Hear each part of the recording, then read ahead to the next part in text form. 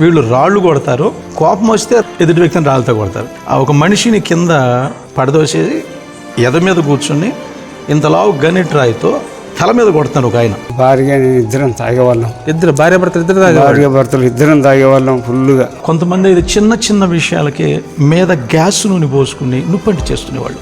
ఒక్క 6 నెలల్లో వీళ్ళ బస్తీ యేసు దగ్గర మోకరించింది. ప్రతిరోజు ఈ బస్తీకి పోలీసు వాళ్ళు వచ్చేవాళ్ళు. రూపాయి ప్రస్తావన ఎప్పుడు చేయలే. దశమ భాగం కానుక అనే ప్రస్తావన లేదు. మా సంఘంలో అసలు కానుకల పాటే ఉండదన్న. ఈ ప్రజల్ని నీ సన్నిధిలో నిలబెట్టే వరకు ఈ ఊపిరి ఉంచు ప్రభువా అని ఏడ్చేసేవాడు. ఒక తండ్రి ఆ తల్లిగా ఉండి మాకు ఇలా బ్రతకాలి, ఇలాగ సమాజంలో మీరు మంచి వారే జీవించాలని మాకు అన్నీ నేర్పించి, ఎవరు ఇంత అన్నం పెడితే వాళ్ళని అంటే నాకు ఎవరు అంటే చిన్నప్పటి నుంచి నేను ఎలా ఉండాలి, నేను ఎలా బ్రతకాలని నాకు ఎవరు నేర్పేవాళ్ళు కాదు, ఎవరితో ఎలా మాట్లాడాలని నాకు నేర్పేవాళ్ళు కాదు. తల్లి ప్రేమ కోల్పోయినా, తండ్రి ప్రేమ కోల్పోయినా. ఏ వర్షమైన తర్వాత ఆ తల్లి ప్రేమ చూపించాడు, తండ్రి ప్రేమ చూపించాడు.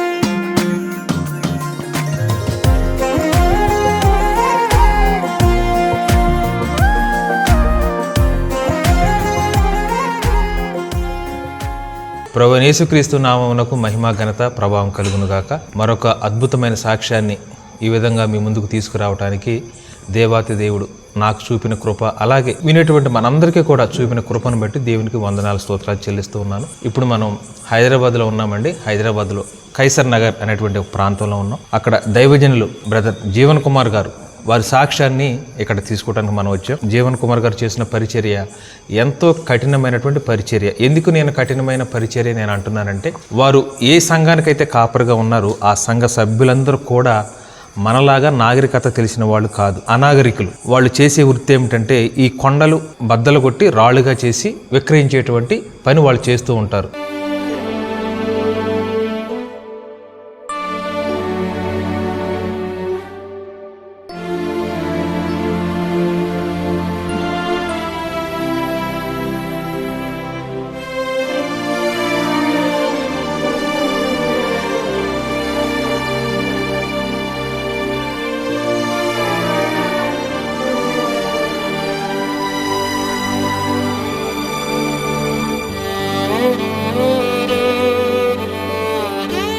వాళ్ళకి చదువని, జనసంచారంలో కలిసి జనజీవన విధానం అని వారికి తెలియదు. వారు కేవలం ఊరు బయట ఉండి ఆ పని చేసుకుంటూ ఈ లోకంలో ఉన్నటువంటి అనేకమైనటువంటి వ్యసనాలకి, అనేకమైనటువంటి తంత్ర విద్యలకి బారిన పడేటువంటి ఒక కఠినమైన హృదయం కలిగినటువంటి వారు. మరి ఆ మాట అనొచ్చు అని కూడా నాకు తెలియదు, కానీ ఎందుకంటే వారికి లౌక్యం తెలియదు, నాగరికత అంతకన్నా తెలియదు. ఆ ప్రజలను దేవుని వైపుగా మలచడం అనేది త్యాగంతో కూడినటువంటి, ప్రార్థనతో కూడినటువంటి గొప్ప పరిచర్య మన సహోదరులు చేస్తున్నారు. వీటన్నిటికీ మూలం దేవుని కృప, మనం కాదను, కానీ నిలుపుకున్నటువంటి విశ్వాసమే చాలా గొప్పది. అయితే సహోదరులు ఈ ప్రాంతాన్ని ప్రత్యేకంగా, హైదరాబాదులో అంటే అనేకమైన ప్రాంతాలు ఉన్నాయి, మంచి మంచి ప్రాంతాలు ఉన్నాయి. ప్రత్యేకంగా ఇలాంటి జనుల మధ్య పరిచర్ని ఎన్నుకోవడానికి గల కారణం సహోదరుని సాక్ష్యాన్ని మనం పంచు. బ్రదర్ ప్రైజ్ లార్డ్, మిమ్మల్ని కలుసుకోవడం చాలా సంతోషం అన్నా. మీ సాక్ష్యాన్ని చెప్పి ఈ పరిచర్ని ఎక్కడ ఎన్నుకోవడానికి కారణాలు చెప్పండి. అలాగే ఈ ప్రజల జీవన విధానాన్ని కూడా మన వాళ్ళకి వివరించండి. చదువుకోలేదు నేను చదువుకుంది 4th క్లాస్. నేను ఎప్పుడు కూడా చచ్చిపోవాలని కోరుకునేవాడిని. బాల్యంలో 16వ సంవత్సరం ముందు కాలం సమాధుల్లోకి వెళ్ళి ఉండేవాడిని. 3-4 రోజులు ఇంటికి వచ్చేవాడిని కాదు. సర్కారు తుమ్మ చెట్లలో ఉండేవాడిని. ఒకే కొడుకుని, అమ్మ ఏడుస్తూ ఉండేది. వయసు ఎంత? అప్పుడు నా వయసు 13-14 కౌమార దశ. అంతే. ఎన్నోసార్లు చచ్చిపోవాలని చెప్పేసి కాలువ లాకులు ఉంటాయి కదా, ఆ లాకుల్లో దూకేసేవాడిని. వాటర్ వస్తుంది. చదువుకోవాలా. 4th క్లాస్కి అతి కష్టం మీద వెళ్ళా, ఫెయిల్ అయిపోయా. తీసుకెళ్ళి పశువులను అప్పగించారు, పశువులను పోగొట్టేశారు, తీసుకెళ్ళి టాపీ పనిలో పడేశారు. సముద్రపు మధ్యన ద్వీపాలు ఉంటే ఆ ద్వీపాల మధ్యన ఇల్లు కట్టేవాళ్ళం. అప్పుడు నా ఏజ్ 15-16 లోపు. అప్పుడు అమ్మ ఏడ్చేది, నా కొడుకుని ఇలా అయిపోయాడు ప్రభువా రక్షించని ఏడ్చేది. అప్పుడు ప్రభు మాట్లాడి, నీ కుమారుడు నాకు ఇచ్చేయి, నేను సేవ చేయించుకుంటా అన్నాడు. మా అమ్మ ఇవ్వాల, చాలా రోజులు ఇవ్వాలి. ఒకే కొడుకుని, అక్క చెల్లి నేను, మధ్యతరగతి రైతు కుటుంబం. కానీ నాన్న కూడా ఆశ్చర్యంగా సపోర్ట్ చేసి అమ్మ ఒప్పుకుని ఏలూరు తీసుకెళ్ళి ఓ పాస్టర్ గారికి అప్పగించేసి, మా అబ్బాయి కాదు, నా కొడుకు కాదు, ఇవాళ నుంచి మీ కొడుకు అనుకోండి అని వదిలేసింది. 10 సంవత్సరాలు ఆ పాస్టర్ గారి ఇంట్లో బైబిల్ కాలేజీలో ఉదయం 4 గంటలకు లేస్తే రాత్రి 12 గంటల వరకు కేవలం పరిశుద్ధులకి వంట చేసి పెట్టేవాడిని. సింగిల్ శాలరీ తీసుకోకుండా 10 సంవత్సరాలు పరిశుద్ధులకు పరిచయం చేశారు. వాక్యం నేర్చుకున్నాను అక్కడ నేను వాక్యం నేర్చుకోవాలి, పరిచయం చేశారు అంతే. బైబిల్ కాలేజీ కానీ వాక్యం నేర్చుకోలేదు. కానీ ఆశ్చర్యం ఏంటంటే అక్కడ ఉంటానే ఉపవాసం ఉండి పగలంతా పరిచయం చేయాలి, రాత్రి అంతా మిద్ది మీదకి వెళ్ళి దేవుని దగ్గర ఏడవాలి. నేను నత్తివాడిని అన్న, నేను షాపుకి వెళ్ళి చింతపండు అంటాక నాకు 10 నిమిషాలు పట్టేది. నాకు అలాంటి పరిస్థితులు వచ్చినాడు అన్న. యాక్చువల్లీ నేను ఫస్ట్ బొల్లారు అనే ప్రాంతంలో సేవ ప్రారంభమైంది. ఆ తర్వాత ఒక 8 కిలోమీటర్ల యువతల సాయినగర్ అనే ప్రాంతంలో 2002లో పరిచర్య ప్రారంభించడం జరిగింది. ఆ తర్వాత అక్కడి నుంచి ప్రభు ఒక దర్శనం మేరకు ఈ ప్రాంతానికి రావడం జరిగింది 2006 సంవత్సరంలో. నేను ఈ ప్రాంతానికి వచ్చినప్పుడు ఈ ప్రాంతంలో డెవలప్మెంట్ ఏమీ లేదు, రోడ్లు ఉండవు, ఒక ఖాళీ బాట ఉండేది. ఒక 2 కిలోమీటర్ల దగ్గరలో ఒక బండి పెట్టి అక్కడి నుంచి చెట్లలో నుంచి నేను నాతో పాటు ఆత్మీయ బిడ్డలు కొంతమంది ఈ కాలనీకి వచ్చాం. అయితే ఈ ప్రాంతంలో ఈ ప్రజల యొక్క జీవన విధానం ఎలా ఉంటుందంటే, వాళ్ళ వృత్తి ఎక్కడ కొండలుంటే ఆ కొండల దగ్గరకు వెళ్ళి ఆ కొండలంతటిని సైజులుగా రాళ్ళుగా మార్చి దాన్ని అమ్ముకొని దాంతో జీవనాన్ని కొనసాగిస్తూ ఉండేవాళ్ళు. ఆ కొనసాగిస్తూ ఎక్కడ కొండలుంటే అక్కడ వాళ్ళ గుడిసెలు వేసుకుని ఉండేవాళ్ళు. అలా సంచార జీవులుగా తిరిగి వస్తూ ఉండేవాళ్ళు. ఫస్ట్ మా జీవితం ఎలా ఉందంటే, ఏసై నమ్మక ముందు దేశ దిమ్మిరిగా మేము తిరిగేవారు. అంటే ఎక్కడ పని ఉంటే అక్కడ వెళ్ళేవారు. నెత్తివిన మూటలు పిల్లలు సంకలు పెట్టుకొని మోసుకుంటే అంటే మా జీవితం అంతా అంటే మా తాతలు ముత్తాతలు మా అమ్మ మా నాన్న అంతా శాపగ్రస్తం అయింది. ఎందుకంటే అట్నే దేశ దిమ్మిరిగా తిరుగుతున్నాయి.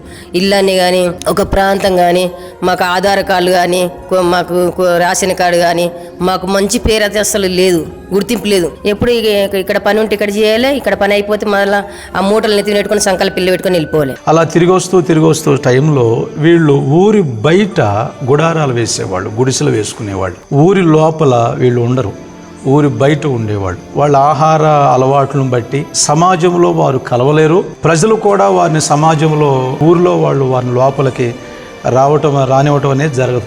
ఊరి లోపలికి వచ్చి బావి నీళ్లు తీసుకున్నా కూడా వాళ్ళు ఊరుకోరు. దేవుడు అంటే మాకు తెలియనప్పుడు అయితే సమాజంలోకి వెళ్తే ఎవరైనా ఊరిలో ఇట్లా మ్యారేజ్ చేసిన వెళ్ళినా కూడా రానిచ్చేవాళ్ళు కాదు. మీరు గలీజోళ్ళు బయటికి వెళ్ళండి అంటారు. మేము ఆ రీతిగా ప్రవర్తించేవాళ్ళం అన్నమాట. మాకు ఒక ఊరు ఇట్లా ఉండాలి, ఊళ్ళో ఇట్లా ఉండాలి, ఈ మనుషులతో ఇట్లా మాట్లాడాలి అనేది మాకు తెలియదు. ఒక బట్టలు ఎట్లా వేసుకున్నాను, ఒక మనిషి ఎట్లా ఉండాలను. వారం అంతా పని చేస్తే వారం నాడు స్నానం చేసేది. వారం అంతా చేయరు, వారం అంతా లేదు, ఆదివారం వచ్చిందంటే స్నానం చేసేది. ఆ టైంలో ఎట్లున్నది, ఒక బట్టలు ఒక మురికి కంపుతో ఉండేది మా బతుకులు. ఎక్కువ త్రాగటం, ఆ తర్వాత వీళ్ళకి ఏదైనా రోగం వచ్చిందంటే మాంత్రికుల దగ్గరకు వెళతాం, మంత్రాలు చేయించుకోవటం. వాళ్ళు హాస్పిటల్ అనే పదమే వాళ్ళకి తెలియదు, తెలిసినా పెద్దగా దాని జోలికి వెళ్ళరాడు. వీళ్ళలో ఇంకొక అలవాటు ఏమిటంటే బాల్య వివాహాలే చేయటం. మెచ్యూర్ ఫంక్షన్ అయిందంటే వెంటనే ఆ పాపకి మ్యారేజ్ చేయటం జరిగింది. మనుషులుగా మేము పుట్టాం కానీ జంతువులుగా ఇలా జీవిస్తున్నాం. కుక్క బతుకుతుంది, మనుషులు బతుకుతున్నాం. మా జీవితం అంతకాలం సంకాల పిల్లలు పెట్టుకొని నెత్తిలో మూటలు పట్టుకొని మేము మొయ్యాలనా అని నాకు చాలా బాధ కలిగింది. చిన్న వయసులో అంటే మాకు పెళ్లిళ్ళు ఎప్పుడైతేనంటే 12 సంవత్సరాలు దాటంగా 13 సంవత్సరాలు పెళ్లి చేస్తారు. అయితే ఇప్పుడు పిల్లలు చూసుకోవాలి, ఇక్కడ పని చూసుకోవాలి, ఎత్తివిన చద్ది సంకాల లీలా డబ్బా పెట్టుకొని ఎంత దూరం ఉన్నా నడుచుకుంటే వెళ్ళాలి. 10 కిలోమీటర్లు ఉన్నా నడుచుకుంటే కంకర కొట్టేవారు. మోపిల్లు అయితేనే గన్నులు సుత్తేలు గిడపర్లు అలా నెత్తిల మీద ఉంటుండే. ఇలా సంచారం చేస్తూ ఒకవేళ ఈ లోపు ఎవరైనా చనిపోయి ఉంటే అక్కడే పాతి పెట్టేసి ఇక ముందుకు వెళ్ళిపోవటం. అంటే ఆ ప్రాంతంలో పాకిపెట్టి మళ్ళీ మరో ప్లేస్కి వెళ్ళిపోవటం. ఎందుకంటే ఈ ప్రాంతంలో కొండ అయిపోయింది, పగలగొడతాం, సమానం అయిపోయింది, ఇంకో ప్రాంతానికి వెళతాం. ఇంకో ప్రాంతానికి వెళితే అక్కడ ఏదన్నా భయం హెల్త్ ప్రాబ్లం బట్టో లేకపోతే ఏదన్నా మంత్రశక్తులను బట్టి చనిపోయారనుకో అక్కడే పూడ్చిపెడతాం, ఇక వెళ్ళిపోవటం. అంతేగాని వాళ్ళకి ఒక స్వస్థలమని ప్రత్యేకంగా వాళ్ళకు ఒక ఈ సమాధులు చేసుకోవడానికి ఒక ప్లేస్ అని ఏముండదు. అమ్మ వందనాలు. పాస్టర్ గారు రానంత వరకు మీ జీవనం ఎలా ఉండేది, వచ్చిన తర్వాత ఎలా ఉంది? అంటే క్రీస్తుకు ముందు, క్రీస్తుకు తర్వాత. అడవిలో పుట్టి అడవిలో పెరిగి అడవిలోనే ఇంకా మా జీవితం అంతా అలాగ ఏడ చనిపోయే వారిని ఆడ బూడ్చుకుంటా, ఏడ బ్రతికిన వారిని ఆడ పెళ్లిళ్ళు చేసుకుంటా ఇట్లా ఇస్రాయేల్ ప్రజల్లాగా అలాగనే బతికేవాళ్ళం. మాకు ఒక గుర్తింపు లేకుండే. మేము ఎలాగ మనిషిగా బ్రతకాలంటే మాకు అస్సలు తెలియనేకుంటుండే. తాగే నీళ్ళ కాడికి వస్తే ఇవి మంచినీళ్ళు ఏంటివి, ఉప్పు నీళ్ళు ఏంటివో అస్సలు అలాంటివి ఏం తెలియకుండే. నీళ్ళు అంటే నీళ్ళే, అన్నీ తాగేటివే. ఇలాగ మంచిగా బ్రతకాలంటే మాకు అస్సలు మానవత్వం లేకుండా మేము అడవిలో పుట్టి అడవిలో విరిగి అలాగ బ్రతుకుతున్నాం మా జీవితాలు. ఒకవేళ వీళ్ళల్లో ఒక బాగా డబ్బు ఉన్నోళ్ళు ఎవరైనా ఉన్నారంటే వాళ్ళ గుడిసెల మీద రోడ్డుకు డాంబర్ వేసే డబ్బాలు ఉంటాయి కదా, ఆ డబ్బాలు కట్ చేసుకుని ఆ గుడిసెల మీద వేసుకుంటే వీళ్ళల్లో వాడు కొంచెం డబ్బు ఉన్న వ్యక్తి పటేల్ అన్నట్టుగా అంటాం.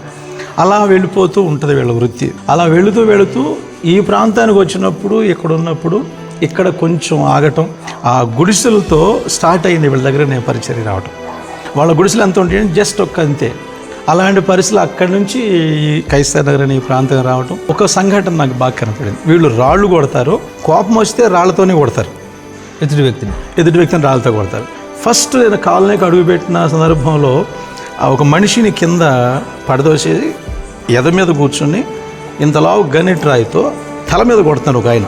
అక్కడ ఆ సన్నివేశం నా హృదయాన్ని బాగా ఏడిపించేసింది. చూస్తే వీళ్ళ దగ్గర సరైన వస్త్రాలు ఉండవు, తిండి ఉండదు, చదువు ఉండదు, బాల్య వివాహాలు ఉంటాయి, హాస్పిటల్ వైద్యం ఉండదు. దేవుడు అనేవాళ్ళు ఉన్నారంటే మూఢనమ్మకాలతో బ్రతికే విధానం అనేది వీళ్ళల్లో నాకు కనబడింది. ఇది వీళ్ళ లైఫ్ విధానం అంతా, వీళ్ళ జీవిత విధానం అంతా అలా మనకు కనపడుతుంది. సాయినగర్ వచ్చింది, గుడి చేసుకునే వాళ్ళం, గుడి చేసుకొని అక్కడ కష్టం చేసుకుని వచ్చి ఇంటికి వచ్చేది. మా భార్య నేను ఇద్దరం తాగేవాళ్ళం. భార్య భర్తలు ఇద్దరం తాగేవాళ్ళం ఫుల్గా. నైట్ 10:30-11 గంటలకు వచ్చేవాళ్ళం ఇద్దరం. మేము ఏడంటే ఆడ పని చేసుకునే వాళ్ళము. అలా పని చేసుకొని మా పిల్లలకి చదువు అనేది లేదు. మగవాళ్ళు అయితే ఏడ చేసిన పని ఆడ డబ్బులు తీసుకొని పుల్లు తాగేవాళ్ళు. తాగి రాళ్ళు కొట్టేవాళ్ళం మేము. పుల్లు తాగి పుల్లు కొట్టుకొని పోలీస్ స్టేషన్లోకి వెళ్ళి అక్కడ కేసులు పెట్టుకునే వాళ్ళు. అలాగా నడుస్తుంటే దేవుడు అనేవాడే లేడా మనిషి జీవితాన్ని మార్చడానికి. ఎంత కష్టం చేసినా మాకు సమస్యలు తీరట్లేదు అని అనేకమైన కష్టాల్లో ఇబ్బందుల్లో చేసిన డబ్బులన్నీ అక్కడనే ఖర్చు పెట్టేవాళ్ళు, కొట్టుకునే వాళ్ళు. అంటే ఎవరు కూడా పోలీసులు కూడా భయపడేవాళ్ళు. ఎప్పుడు మీ వాళ్ళు తాగుతారు, గొడవలు పడతారు, కొట్టుకుంటారు. ఇష్టం వచ్చినాడు తాగి, ఇష్టం వచ్చినారు సినిమాలకు పోయి ఇగో నేను వేసిన వేషాలు చాలా ఉన్నాయి. వీళ్ళు మారటానికి ప్రధానంగా దేవుడు చేసిన కొన్ని అద్భుతాలు చెప్పండి. ఎందుకంటే సామాన్యమైన మనుషులు మారటానికే ఏదో ఒక అద్భుతం జరిగితే కానీ నమ్మలేనటువంటి పరిస్థితి. చాలామంది క్రైస్తవులు ఒక స్వస్థత ద్వారా కానీ ఒక అద్భుతం ద్వారా కానీ నమ్మిన వాళ్ళు ఎక్కువ మంది ఉంటారు. కానీ వీళ్ళు ఎలాగా దేవుని వైపు మరలారు? వీళ్ళకి సువార్త చెప్పినా వీళ్ళకి తెలియదు. ఎందుకు వీళ్ళు చదవటం రాదు. వీళ్ళకి ఒక్కటే ఏదన్నా రోగం వస్తే మాంత్రికులు దేవుడు. కానీ వీళ్ళ దగ్గర రావటానికి ప్రధానమైన కారణం ఆనాడు అపోస్తులు వెంట యేసు ప్రభు ఉండి సూచక్రియలు అద్భుతాలు చేసి వాళ్ళు ప్రకటించిన సువార్తను ఎలా స్థిరపరుస్తూ వచ్చాడు. ఈ ప్రాంతంలోకి అడుగు పెట్టగానన్నా దయ్యాలు పెట్టిన వ్యక్తులు నా దగ్గర తీసుకొచ్చేసేవాడు. వాళ్ళు మేము రాము అని కేకలేసేవాళ్ళు. వాళ్ళు దయ్యాలు పెట్టిన వాళ్ళు చావు బ్రతుకుల మధ్య ఉండి భయంకరమైన రోగాల మధ్య నుండి కొంతమంది చిన్న విషయాలకి మీద గ్యాస్ నూనె పోసుకుని నొప్పంటి చేసుకునేవాళ్ళు. వాళ్ళకు వాళ్ళే. నేను వచ్చినప్పుడు ఒక గుడిసెలో నొప్పంటించుకున్న ఒక మనిషి ఉంది. నేను ఆ గుడిసె లోపలికి వెళ్ళి ప్రార్థన చేసేసరికి భయంకరమైన వాసన, కాలిపోయిన మనిషి. అలాంటి పరిస్థితుల్లో ప్రభు అద్భుతమైన కార్యాలు చేశాడన్న. అది ఒక మాటలో చెప్పాలంటే ప్రభువుకే మహిమ కలగాలి. ఎప్పుడైతే అలా రోడ్డు మీదకి వస్తున్నామో ఇళ్లలో దయ్యాలు పెట్టిన వ్యక్తులు బయటకు వచ్చేసేవాళ్ళు. నేను సాయంత్రం పూట వచ్చి ఇక్కడ గ్రౌండ్లో కూర్చుంటే దయ్యాలు పెట్టిన వాళ్ళని, మంత్రశక్తులతో ఉన్నవాళ్ళని, చేతబడి శక్తులతో ఉన్నవాళ్ళని, భయంకరమైన రోగాలతో ఉన్నవాళ్ళని, రక్తం గడ్డలగట్టిన ఉన్నవాళ్ళని వాళ్ళందరినీ మోసుకొచ్చేసేవాళ్ళు. ప్రార్థన చేయగానే ప్రభు అయిన యేసుక్రీస్తు నామములో వెంటనే వాళ్ళు హీల్ అయ్యారు. ఒక్క 6 నెలల్లో వీళ్ళ బస్తీ యేసు దగ్గర మోకరించింది. మరి అట్లా ఉన్న జీవితాలను మరి ఒకప్పుడైతే యేసు ప్రభు తెలియక ముందు యేసు ప్రభు మా దేవుడు కాదు, తెల్లోళ్ళ దేవుడు అంటే ఆయన. ఒకప్పుడు వాళ్ళని చూస్తే కూడా మేము చాలా దూరంగా వెళ్ళే వాళ్ళం. కానీ మరి కఠోరమైన కష్టాల్లో ఏ దేవుడైతే ఏముంది, మన ప్రాణాలు బ్రతికితే చాలు, మన కుటుంబం క్షేమంగా ఉంటే చాలని ఆ కష్టాల్లో మరి మేము దేని వైపు చూసినప్పుడు ఇక్కడ దైవజనుని మా ప్రాంతానికి నడిపించినప్పుడు మరి దేవుడు గొప్ప, ఆయన చేసిన త్యాగానికి, ఆయన పడ్డ ప్రయాసానికి మరి ప్రజలంతా మారి ఇక వాళ్ళ జీవితాల్లో చెప్పలేని ఆశ్చర్యకార్యాలు ప్రభు చేశాడు.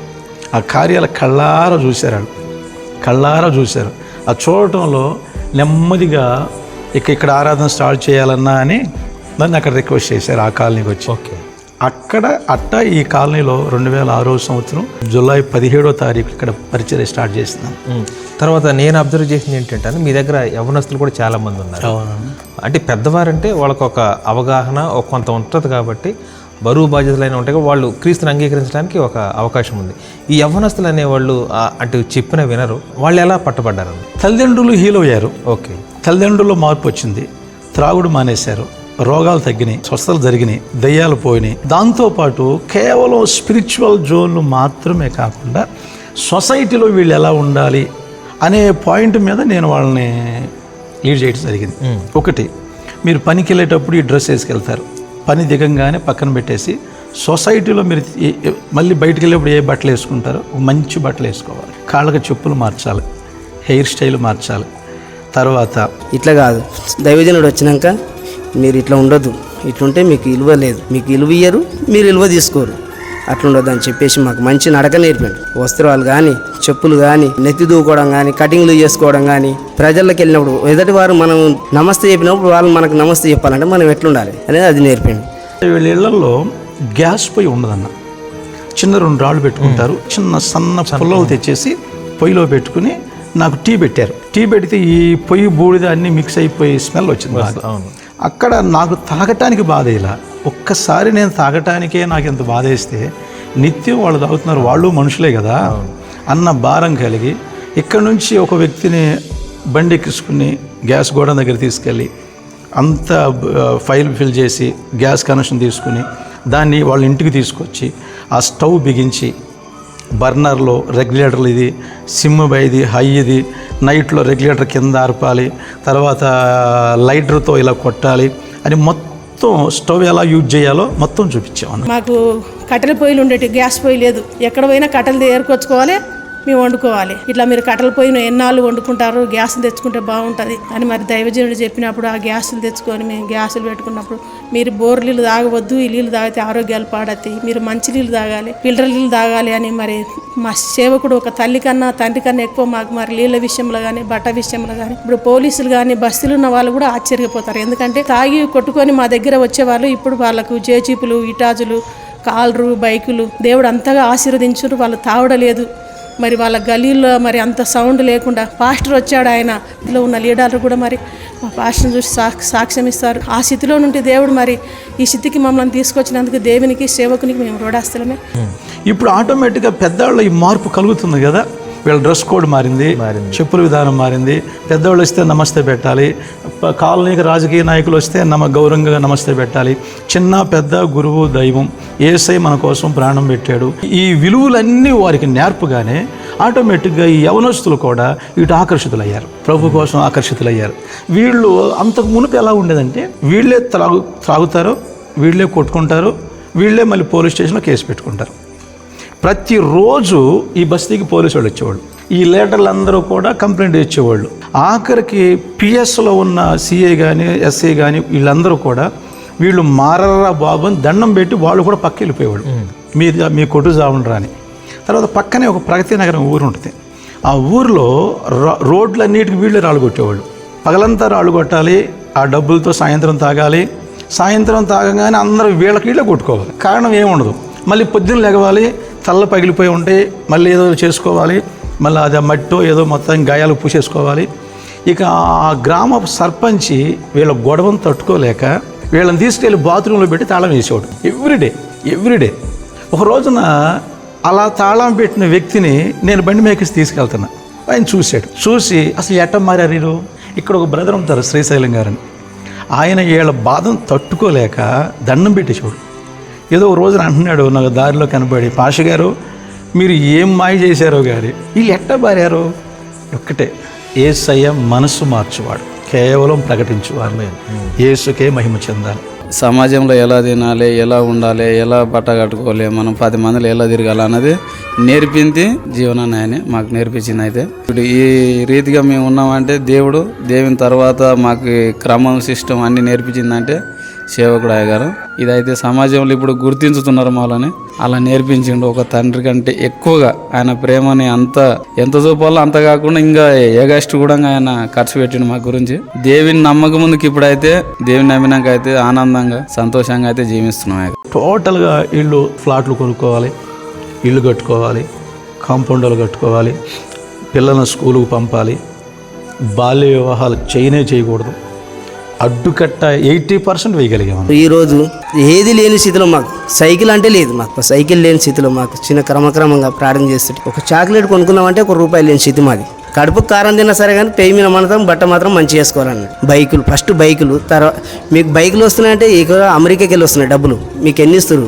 మీరు అందరు మారుతారు, అమెరికా వాళ్ళు ఇస్తారు మీకు డబ్బులు. ట్రాక్టర్లు వేస్తారు. మీరేంది ఇట్లా? మేము అప్పటి నుంచి ఉన్నాము బస్సులో, మాకేది లేదు. మీరు ఎప్పుడు నిన్నమొన్న వెనుక వచ్చి ట్రాక్టర్లు, బైకులు, టిప్పర్లు, జేసీబీలు ఇవన్నీ ఉంటారు. మీరు ఇండ్లు కట్టడంలో కూడా మేము మంచిగా ఉన్నాయి మీ ఇండ్లు అని మాట్లాడతారు. మా జ్ఞానం అయితే మాకు లేదు. మాకు ఒక దేవుడు ఇచ్చిన జ్ఞానంతో మేము బతుకుతున్నాం. ఎన్ని తరాలైనా ఎంతమంది మార్చలేరా? మీరు ఎవరు మార్చలేరు. కానీ మీరు ఎట్లా మార్చిండో అసలు నాకు తెలియదు. అలాంటి మా బ్రతుకులు ఈరోజు ఈ స్థితిలో ఉన్నామంటే, ఇక్కడ నిలబడి మాట్లాడుతున్నామంటే అంతా దేవుని కృపనే, మాదైతే ఏం లేదు. తర్వాత వీళ్ళు త్రాగే త్రాగుడికి ఇక్కడ బెల్ట్ షాప్ ఉంటుంది.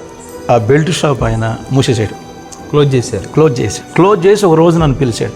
పాష గారు, మీ వాళ్ళందరూ తాగి నా బెల్ట్ షాప్ ఒక్కొక్కళ్ళు నెలకి 5 నుండి 6 వేలు ఇచ్చేవాళ్ళు.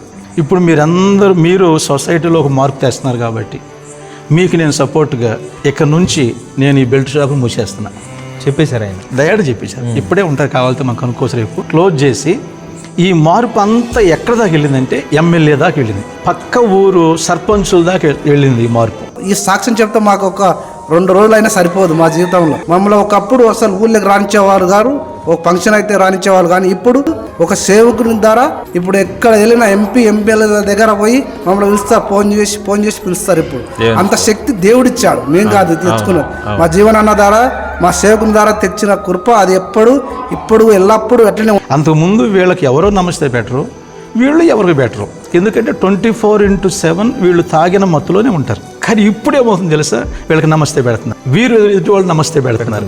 ఇవన్నీ చూసి పిల్లలు ఇప్పుడు స్కూల్కి వెళ్ళాలి, కాలేజీకి వెళ్ళాలి, ఇవన్నీ మంచిగా చెబుతూ వచ్చాం. తర్వాత రోగం వస్తే పిచ్చి మందులు చేయకండి, చెట్లు పసర్లు తాకండి అని చెప్పి ల్యాబ్ వాళ్ళని పిలిచి వీళ్ళు బ్లడ్ శాంపిల్ ఇచ్చి ఏ రోగానికి ఏ డాక్టర్ దగ్గరికి వెళ్ళాలో ఆ డాక్టర్కి ఫోన్ చేసి ఆ డాక్టర్లు కూడా అద్భుతంగా డాక్టర్ గారు కూడా సపోర్ట్ చేసేవాళ్ళు. ఇప్పుడు దేవుని కృపను బట్టి రోగం వస్తే హాస్పిటల్కి వెళ్ళాలి, కానీ విశ్వాసం దేవుని మీద పెట్టాలి. నేను సేవకు వచ్చినప్పుడు 16 సంవత్సరాల వయసు అన్న. క్రీస్తు ఎలా ఉంటాడో వాళ్ళకి చూపించగలిగాను. దేవుడు ఇచ్చిన భాగ్యం. అప్పుడు మ్యారేజ్ అవ్వలేదు కదా, అవ్వాల, బిఫోర్ ఆ మ్యారేజ్ అవ్వాలి. క్రీస్తు ఎలా ఉంటాడో చూపగలిగే. నెలకి 16 రోజులు ఉపవాసం ఉండేవాడిని. అంటే కాపరి మా కోసం కష్టపడుతున్నాడు. క్రీస్తు ఎలా ఉంటాడో మాకు తెలియదు, కానీ క్రీస్తు ఎలా ఉంటాడని చూపిస్తున్నాడు. దేవుడు అంటే ఇలా ఉంటాడు, దైవజనుడు అంటే ఇలా ఉంటాడని తెలియని స్థితిలో ఆ చీకట్లో ఉన్న ఈ ప్రాంతానికి దైవజనుడు ఎప్పుడైతే ఇక్కడ కాలు పెట్టిండో ఎలుగు వచ్చింది, ఈ ఊరికి గుర్తింపు వచ్చింది. మళ్ళా రోడ్డు చేశారు.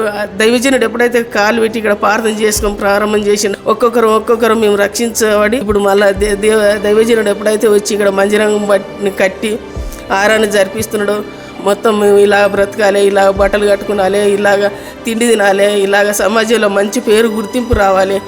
ఒక తల్లి తండ్రి కొంతసేపే మాకు నడక నేర్పించి మమ్మల్ని బ్రతకమని చెప్తారే కానీ మా దైవజనుడి జీవితం అంతా మాకు ఒక తండ్రి ఆ తల్లిగా ఉండి మాకు ఇలా బ్రతకాలి, ఇలాగ సమాజంలో మీరు మంచి వారే జీవించాలి అని మాకు అన్నీ నేర్పించి ఈరోజు మరి మంచిగా మేము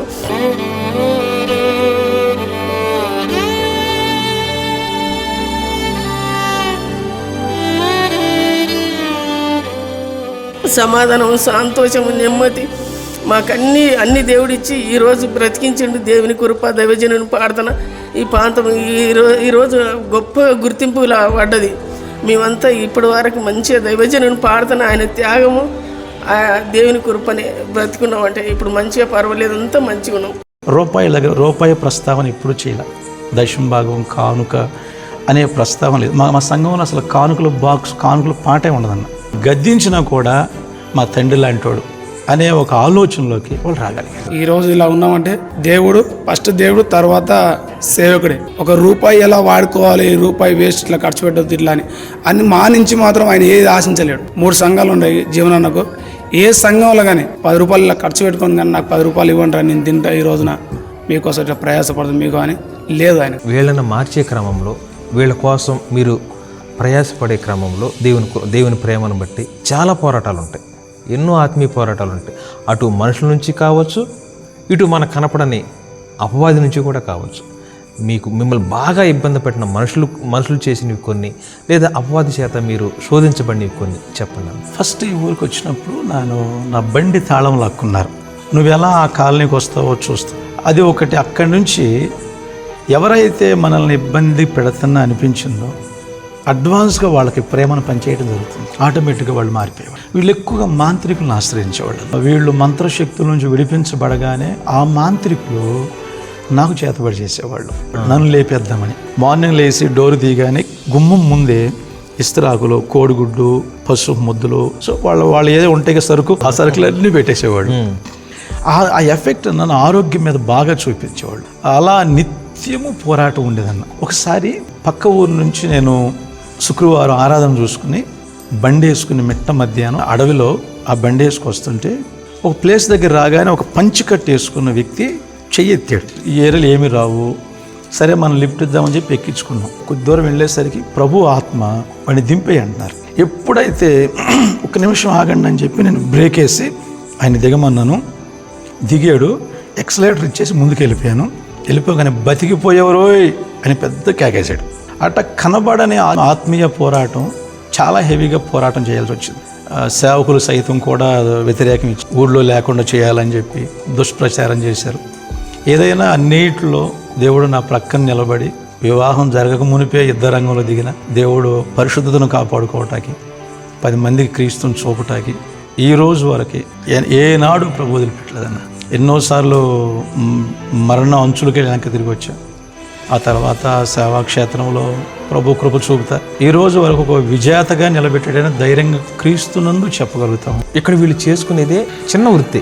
ఈ విధంగా అంటే మీకు ఆర్థికపరమైనటువంటి స్థితిగతులు అంటే మీకు ఏదైనా ఇప్పుడు నా ఆలోచన వచ్చిందా, ఇక్కడ చేస్తే సేవ అంటే చూస్తున్న కొంతమంది మన విశ్వాసులకైనా సేవకులకైనా ఒక పురుకొల్పబడే విషయంగా ఉంటుందని నేను అడుగుతూ ఉన్నాను.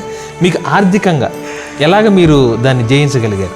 ఒకటన్నా నాకు సంతోషం ఏంటంటే నేను సేవకి ఆర్థికంగా సేవ కొంచెం డెవలప్ అయినాక నేను పెళ్లి చేసుకోవడం జరిగింది. ఆర్థికంగా చాలా ఇబ్బంది పడ్డాను. కానీ ఒక్కటే అడిగేవాడిని, నేను నెహెమ్యాని మాదిరి తీసుకున్నానన్న.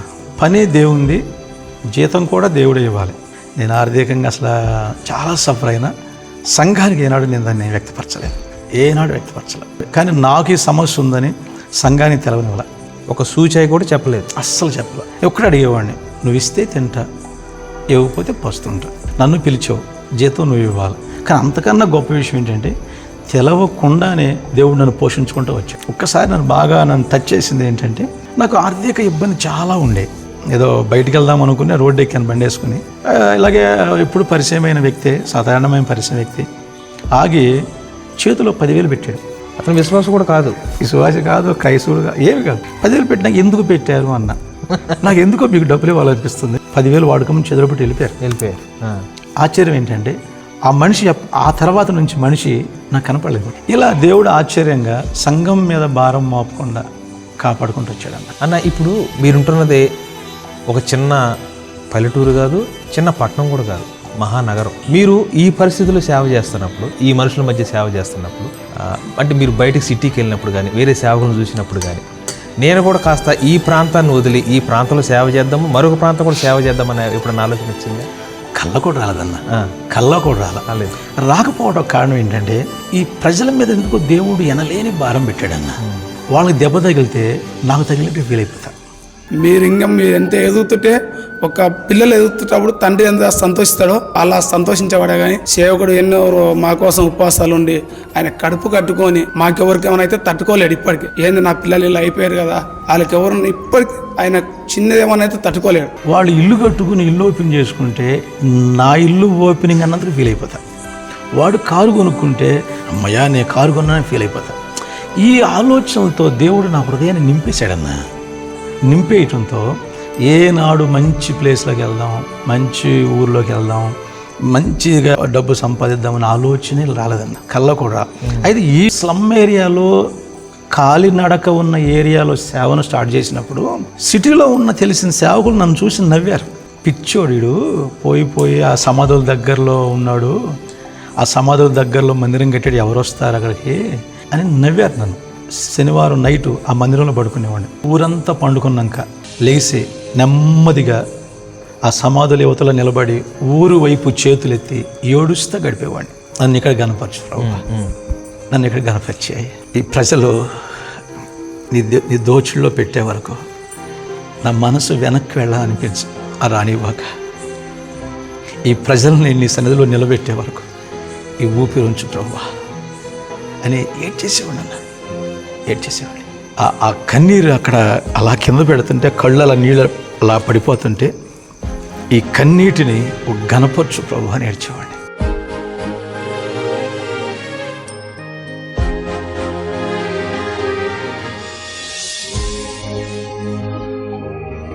అయితే మా నాయన నేను 8 సంవత్సరాలు ఉన్నప్పుడు చనిపోయారు. తర్వాత మా నాయన చనిపోయిన తర్వాత మా అమ్మ చనిపోయింది. అయితే ఎవరు నన్ను పట్టించుకునే వాళ్ళు కాదు.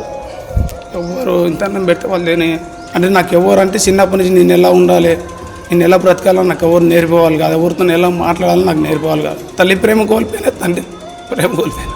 ఏ పరిచయమైన తర్వాత ఆ తల్లి ప్రేమ చూపించాడు, తండ్రి ప్రేమ చూపించాడు.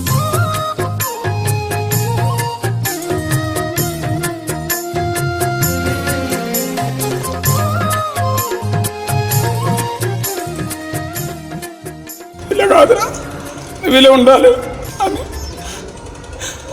అన్నయ్య వారు కూడా, తల్లి కూడా సొంతం అన్నయ్య తమ్ముడు ఎలా నన్ను తన కొడుకులాగా ప్రేమించింది. అలా ఆ భారంతో సిటీ కదన్నా ఇంకో బంగారపు గనిలో పడేసిన ప్రభువునందు ధైర్యంగా చెప్పగలను, పొమ్మన్న పోను అన్న. ఒకటి, మనం ప్రేమిస్తుంటే ఆ ప్రేమకు వాళ్ళు స్పందిస్తుంటే మనం సేవ చేయగలుగుతాం, వాళ్ళ కోసం ఓర్చుకుంటాం, ఏదైనా చేస్తాం. కానీ కొంత ప్రజలు ఇక్కడ అనాగరికంగా ఉన్నప్పుడు మీకు కొంచెం నొచ్చుకున్న సందర్భాలు, పరిస్థితులు వాళ్ళ వల్ల ఏదన్నా వచ్చాయన్నా? చాలా ఉన్నాయి, చాలా ఉన్నాయి.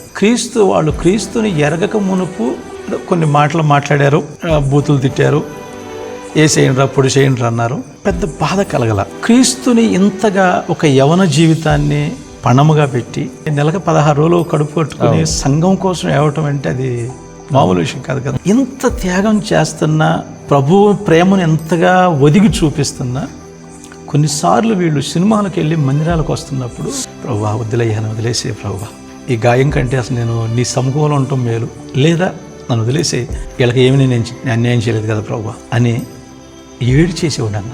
అది నన్ను బాగా గాయపరుస్తుంది. మేము ఆయనను కూడా సంఘం దేవుని సేవకుని ఎంత సంతోషపెట్టిందో ఈ రోజుల్లో మేము అంత దుఃఖం కలిగిస్తున్నాం. నా దగ్గర ఏం కానుకలు వచ్చినాయి కన్నా, ఎవరైనా కొంచెం ఇల్లు కట్టుకుంటున్నారు అనుకో సంఘస్థులు, వాళ్ళు తీసుకెళ్ళి ఎవరో చెప్పకుండా, రే ఎవరో చెప్పు తోలు తీసేస్తే బిడ్డ చెప్పి వచ్చేసి వాడిని చేతిలో పెట్టి ఇల్లు కట్టుకుంటున్నారు అనుకో, పక్కకు పిలిచి ఎన్ని ఫ్యాన్లు అవసరం తీరా అని చెప్పి అన్ని ఫ్యాన్లు డబ్బులు ఇచ్చేసేవాడిని. రోగాలు ఉంటే తీసుకెళ్ళిపోయి డబ్బులు హాస్పిటల్కు అని చెప్పేసేవాడిని. అంటే నా దగ్గర ఉంటే అది వాళ్ళదే. అంతగా క్రీస్తుని చూపించి ఈ రోజున వాళ్ళు ఇల్లు కట్టుకుని, ట్రాక్టర్లు కొనుక్కొని, జేసీబీలు కొనుక్కొని, టిప్పర్లు కొనుక్కొని, కార్లు కొనుక్కొని ఒక రేంజ్కి వచ్చేసరికి సొసైటీలో కొంచెం వాళ్ళు తప్పుడడుగులు సినిమాకి వెళ్తా ఉంటారు చూసారా, అది బాగా నన్ను గాయపరుస్తున్నాను. అంటే నా యేసయ్య ప్రాణం పెట్టింది ఈ లోకపు దీవుల కోసమా, ఈ లోకపు తుచ్చమైన ఆనందం కోసం కలువరిలో ఆయన అంత త్యాగం అయిపోయింది అన్న ఆలోచన కలిగినప్పుడన్నా బాగా బాధ కలుగుతుంది. అలాగని కొంతమంది ఉన్నారు దేవుని మహాకృపను బట్టి వాళ్ళు ఆ ప్రేమను అనుభవించి గుర్తించినప్పుడు వాళ్ళు కూడా ఈ పరిచర్యలో అంత వెనువెంటే ఉండి సపోర్ట్గా ఉండి, ఈ మందిరం కట్టేటప్పుడు వాళ్ళ పిల్లల పెళ్ళిళ్ళకైనా దాచుకున్న బంగారాన్ని కూడా అమ్మేసి తీసుకొచ్చి మందిరానికి పెట్టి, నేను ఎప్పుడు అడగలేదు. విచిత్రం ఏంటంటే ఈ మందిరం కడదామని ప్రజలందరూ నా గ్రౌండ్లో కూర్చోబెట్టి, ప్రభు నన్ను మందిరం కట్టమంటున్నాడు, మందిరం కడదాము, మోషేకి ప్రత్యక్ష గుడారాన్ని కట్టడానికి సహాయం చేసిన దేవుడే నా దేవుడు, ఒకవేళ నేనేమైనా నా విశ్వాసం బలహీనమై మీ దగ్గర చేయి జాపి డబ్బులు పట్టండి అంటే మరి మాట అనవచ్చు అనకూడదు, మీ చెప్పుతో కొట్టండి అన్న. ఓకే, ఒకవేళ అంటే విశ్వాసంలో కొంచెం బలహీనపడి ఉన్న ముందు పరిస్థితులు చూసి కొంచెం భయపడిపోయి నేను ఎక్కడ దేవుణ్ణి తక్కువ చేస్తానని అలాంటి పరిస్థితులు వస్తే మీ చెప్పుతో కొట్టండి అన్న. అది కొందరికి బాగా బాధ వేసింది అనుకుంటా. తర్వాత బాధపడకండి, నేను ఎక్కడ బలహీన అయిపోతానని చెప్పి ముందే అడ్డుకట్ట వేసేసుకున్నారు అని చెప్పాను. కానీ చిన్న చిన్న పిల్లల కాడి నుంచి వృద్ధుల వరకు రాత్రి పగలు తేడా ఎండ వాననకుండగా కష్టపడి ఈ మందిరం కట్టారన్న. దేవుని స్తోత్రం. గలతీయ సంఘంతో పౌలు అంటాడు, మీ కన్నులు ఓడబెరికి నాకు ఇచ్చేవాళ్ళని. ఈ రోజున కొంతమంది అలా ఉన్నారన్న పరిచర్యలో. ఓ రోజు నాకు డెంగ్యూ జాయిండీస్ 2 అయ్యి ఆరాధనలోనే కొలప్స్ అయిపోయారు. అందరూ నన్ను తీసుకెళ్ళి హాస్పిటల్లో పడేశారు. నా ఎమ్మట ఒక సైన్యంలాగా తెల్ల బట్టలు వేసి అందరూ వచ్చారు. నేను తెల్ల బట్టలో ఉన్నా. హాస్పిటల్ భయపడి ఈయనెవరో పొలిటీషియన్ లాగా ఉన్నాడు అని ఫీజు తీసుకోకుండా అందరూ లేచి నిలబడి చూద్దానా ఇంకా. అంటే ఎందుకు ఈ మాట అంటున్నానంటే, ఒకప్పుడు వీళ్ళేనా ఇప్పుడు ఇలా ఉన్నారేంటారు? కారణం యేసు ఒక్కడే. యేసు ఒక్కడే. దేవుడు కూడా మళ్ళీ నాకు ట్రాక్టర్ ఇచ్చాడు. ట్రాక్టర్ ఇచ్చిన తర్వాత మళ్ళీ ఇంకో ట్రాక్టర్ కూడా ఇచ్చాడు. తర్వాత ఓ టిప్పర్ ఇచ్చాడు దేవుడు. మళ్ళీ ఓ నెట్ పెట్టి ఒక కారు చేసుకున్నారు బులోరా. 4 ట్రిప్పాలు అయినాయి. ఇప్పుడు ఇద్దరు భార్యాభర్తలు తాగి పరిస్థితి నుంచి దేవుడు ఈ విధంగా ఆత్మీయంగా ఆర్థికంగా దీవించాడు. అప్పటి నుంచి ఇప్పటి వరకు అయితే అంత మంచి జరిగింది. దేవుని స్తోత్రం. అన్న ఇంకోటి, మానవ రీత్యా మనం ఎన్ని చేసినా ఎన్ని సదుపాయాలు ఇచ్చినా సరే అది కొన్నాళ్ళకి మర్చిపోతారు. కానీ వాళ్ళకు హృదయాల్లో నిలిచిపోయేది ఏంటంటే దేవుని వాక్యం, దేవుని మాట, దేవుని ప్రేమ. వీళ్ళు కొంచెం చదువులేని వ్యక్తులు కాబట్టి వీళ్ళకి ఏ విధమైన వాక్యం అందిస్తారు మీరు? నేను చిన్న వాక్యం తీసుకుంటానన్న. మిగతా దానికి అనుసంధానమైన బైబిల్లో ఉన్నవన్నీ కూడా ఒక కథలాగా చెబుతా. 10 రెఫరెన్స్లు చెప్పను. బైబిల్ తీయటం తెలియదు, చదువు లేదు, అందుకు ఒకే ఒక వాక్యం తీసుకుంటా. ఆ వాక్యాన్ని ఏం చేస్తానంటే ఆ బోర్డు మీద రాస్తా. దాన్ని పదే ప్రసంగం అయ్యే లోపు ఒక 10-15 సార్లు నేను రిపీట్ చేసి వాళ్ళతో చెప్పిస్తాను. సండే సూపర్గా ఎలా చెబుతాం అలా చెబుతాను. ఇక అలా ఫీడ్ అయిపోతుంది. ప్రసంగ శాస్త్రం ప్రకారం నేను వాక్యం చెబుతానని వీళ్ళకి అర్థం కాదు. రెండోది, పాటలు కూడా ఎక్కువ మ్యూజిక్ ఉండి డూమ్ డామ్ డిష్ చేస్తామని వీళ్ళకి అర్థం కాదు. చక్కగా పాటలని పదాలను పాడుకుంటా నీట్గా ఒక చంటి పిల్లవాడిని చంకనెత్తుకుని తల్లి గోరుముద్దలు తినిపెట్టినట్లుగానే చేయాల్సి వస్తుంది.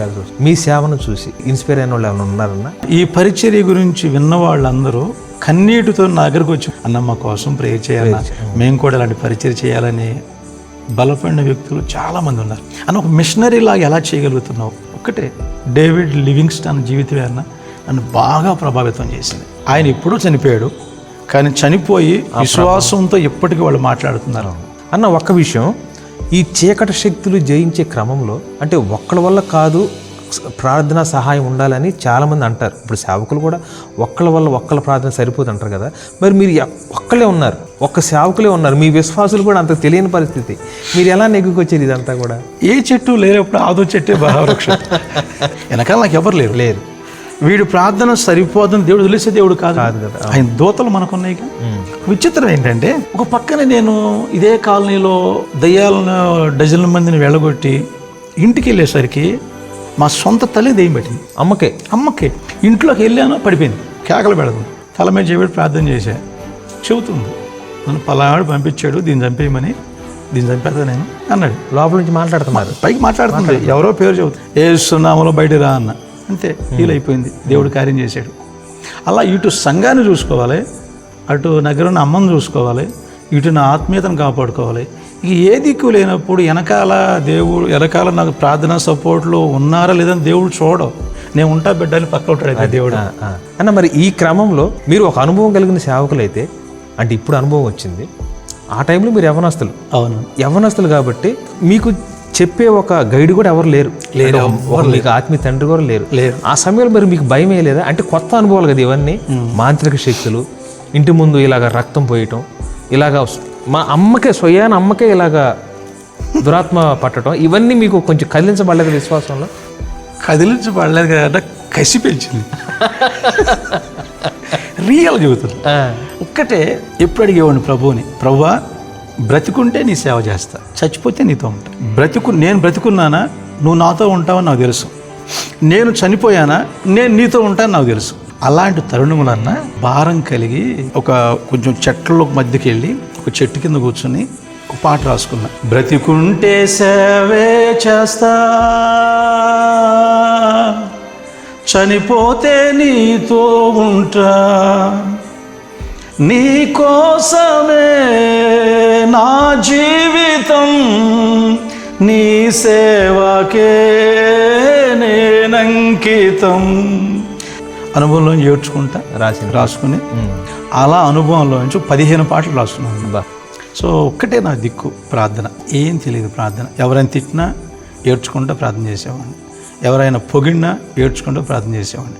బొల్లారంలో మందిరం కట్టాను. విశ్వాసులు అందరూ వచ్చి అన్న బాగా కష్టపడ్డావని షాలో కప్పటాకు వచ్చారు. పులిపీటి మీద గోడ తట్టు తిరిగి పిల్లోళ్ళలాగా ఏడ్చేశాను. నాకెందుకు కప్పుతారా, ఏసై కావండి, మీ హృదయాలు ఏసైకి అప్పగిస్తే అదే నా సన్మానం అని పిల్లవాళ్ళకి ఏడ్చేసేవాడిని. అంటే అన్న అక్కడ మీరు తర్ఫీదు తీసుకున్నారు కదా, తర్ఫీదు అంటే సేవకులు పరిచయం చేశారు. అవును. ప్రత్యేకంగా ఇక్కడ ఒక దర్శనంతో వచ్చారా, ఎలా వచ్చారు ఇక్కడికి ఈ ప్రాంతానికి?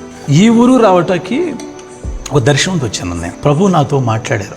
ఎందుకంటే నేను ఎటు వెళుతున్నా సరే సింగిల్గా వెళ్ళి రావాలి. ఓ పక్కనే మాంత్రికుల ప్రభావం, ఓ పక్కనే ప్రమాదాల పరిస్థితులు. ఏడ్చుకుంటూ ఉన్న తరుణంలో భయపడకు నేను ఇస్తున్నానని చెప్పి దేవుడు ఈ ఊరిని నాకు ఇచ్చారు. యేసు మహిమ పొందాలని, యేసు ఒక్కడే మహిమకు ఘనతకు అర్హుడు.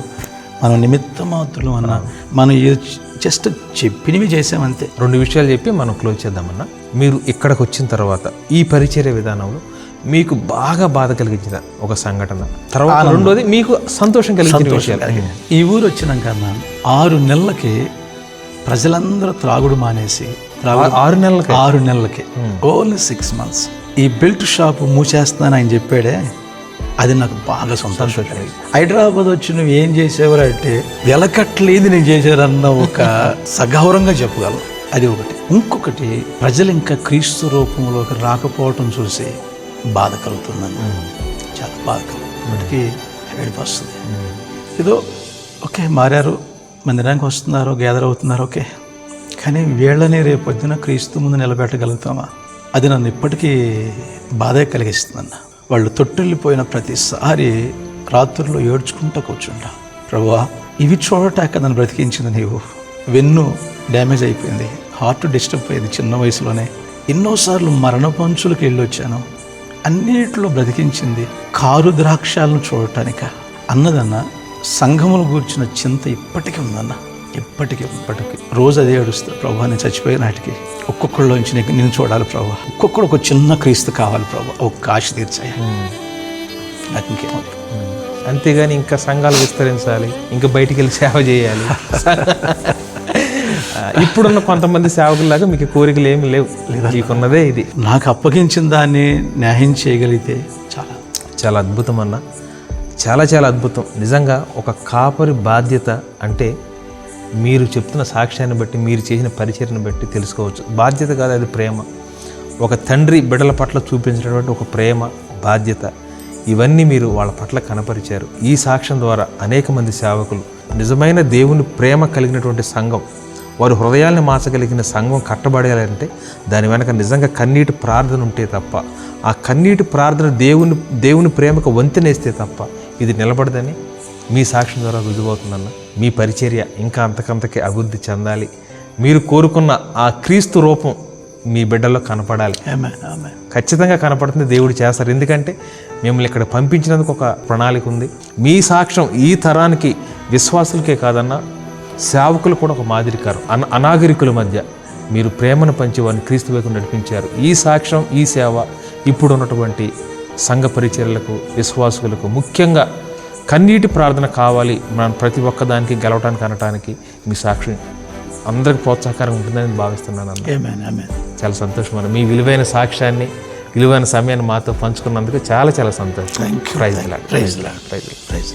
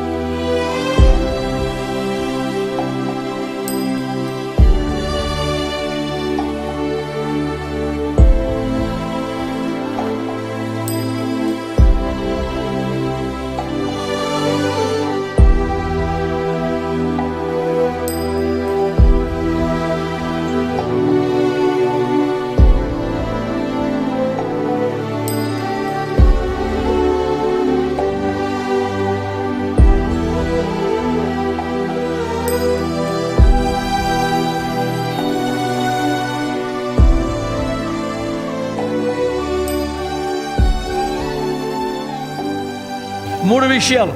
దేవుడు మనల్ని పిలిచాడు, తలదించు రావాల్సిందే. దేవుడు మనల్ని పిలిచాడు, ఎందుకు అనకుండా రావాల్సిందే. దేవుడు మనల్ని పిలిచాడు, పిలుపుకు తగిన బ్రతుకు బ్రతకాల్సిందే. విశ్వాసులుగా ఒక విశ్వాసి తగ్గట్టుగా మీరు బ్రతకాలి. మీరు విశ్వాసులు, దేవుని బిడ్డలు, రక్తంలో కరగబడి మహిమగల ఉపదేశం అనుభవిస్తున్న బిడ్డలు. మీరు పనికి మాలిన పాడుపోలు మీరు చేయకూడదు. పిలుపుకు తగిన బ్రతుకు మీరు బ్రతకాలి. దేవుడు నన్ను పిలిచాడు, 100 కిలోమీటర్ల నుంచి వచ్చి మీ ప్రాంతానికి సేవను అప్పగించాడు. పిలిచిన పిలుపుకు తగిన అడుగులు నేను వేయకపోతే, పిలిచిన పిలుపుకు తగిన బ్రతుకు నేను బ్రతకకపోతే, పిలిచిన వానికి అవమానము.